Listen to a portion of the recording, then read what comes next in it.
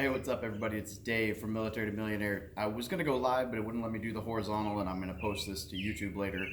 I just wanted to briefly touch on House of Representative Bill 299, H.R. 299, which is the new VA loan limit or lack thereof that's been going around all over Facebook.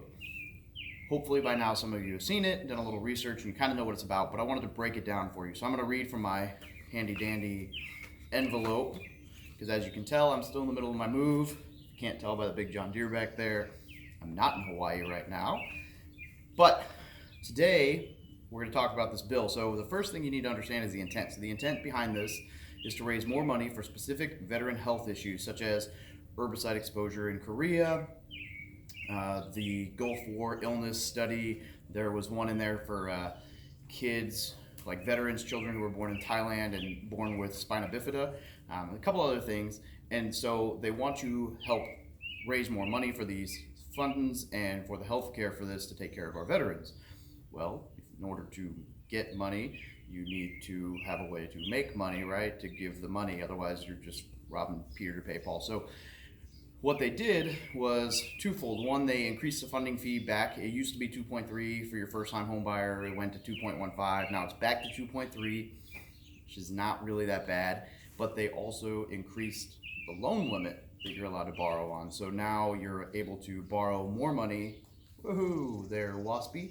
You're able to borrow more money, and they require a little bit higher funding fee. So that chunk is how they get money to pay for healthcare. So think about it, when you buy a home, you're not only buying an investment for yourself, if bought right, otherwise it might be a bad investment, you're also paying for some veterans healthcare, which is kind of a cool way to think of things.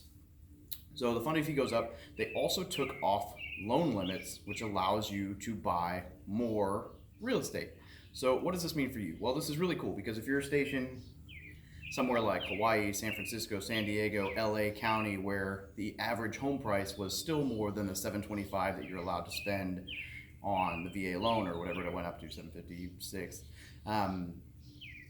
You used to have to pay 25% down for the overage. So if you bought a $956,000 home, you needed to pay like 50 grand down to close. You would now need to pay zero down, because the VA, the Department of Veteran Affairs, is going to still guarantee 25% of that mortgage, which allows you to buy an unlimited amount of money worth of home at zero down, which is huge. Now, there are some caveats to this, such as that's the VA saying they don't have a requirement anymore. We still are going to have to wait and see what the banks say, as far as if the bank is going to allow you to lend that much, right? They may still have some imposed regulations on this to, ultimately to help us keep us from borrowing too much and getting it over our heads, which is good. But I would think that there'd be some incentive for the banks to lend on it, just because the whole intent is to provide more money for the healthcare issues, so they want us to borrow more money. So we'll see how that all plays out once the bill takes effect, which is January 1st, 2020. So 6 months from now, 5 months from now, we'll be able to see how this plays out.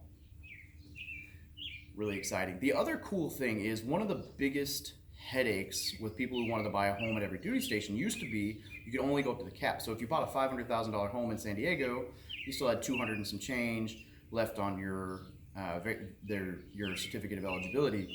But if you moved to Missouri, you no longer had any VA eligibility anymore, because the VA limit in Missouri was like $450. So now with no limit, you could buy a $500,000 home in San Diego, you move to Missouri, buy a $300,000 home, move to North Carolina, buy a $100,000 home, whatever, and you could just keep buying homes on that allowance, because there's no limit to what you can buy, as long as you meet the other criteria, intend to live in the home for a year. If you're moving, it must be like a work-related move over 50 miles, so you actually have to move, instead of just saying you want to move and then buying the house next door with a VA loan and that kind of stuff. And you can still get away with that with, refinancing into a conventional loan, selling the home, et cetera, et cetera.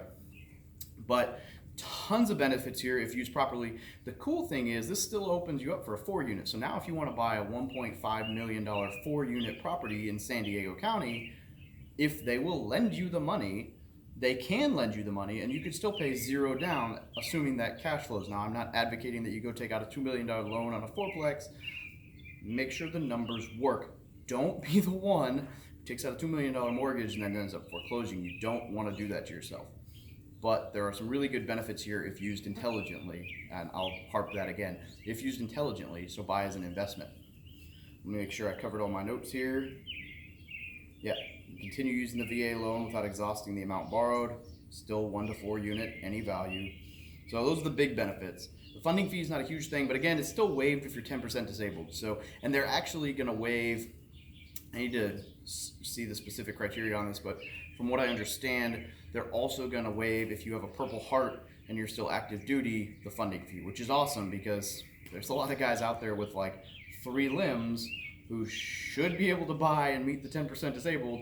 Because they're still active duty, they don't have a disability rating, so they can't buy a house without the funding fee. So anyway, but you know, hey, 2% funding fee, which can be wrapped into the loan, grand scheme of things is not that bad when you're buying a $500,000, $1 million home without having to pay any money down. So it's pretty cool, opens a lot of doors. Now, before you leave, if you got something out of this, hit that like button. If you're watching this on Facebook, go ahead and subscribe, join the group. You want to be a part of the group so you can see more of the stuff. If you're watching this on YouTube, subscribe and hit that little bell so that you get notified when I post more content. Now, I know this is not as quality as most of my videos.